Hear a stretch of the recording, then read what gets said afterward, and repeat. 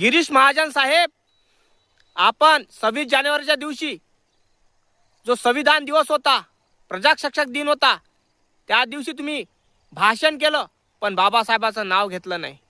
का घेतलं नाही? आणि आमच्या बहिणी एक पोलीस कर्मी आहे, त्यांनी आवाज उठवला, मी त्यांच्या सपोर्टमध्ये आहे, त्यांना मी सपोर्ट करणार आहे. जोपर्यंत गिरीश महाजन आपल्या पदाचा राजीनामा देत नाही, कारण तोपर्यंत मी शांत बसणार नाही.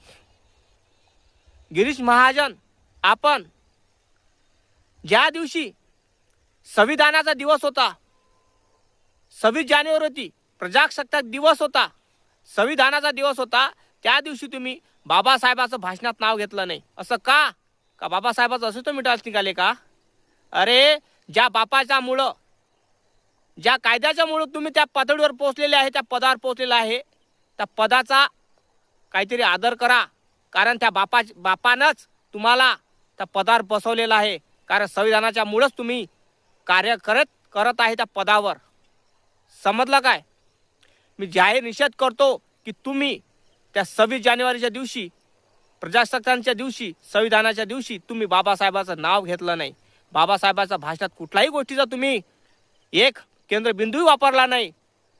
तर मित्रांनो, हा व्हिडिओ जास्त शेअर झाला पाहिजे. जय भीम, जय शिवराय.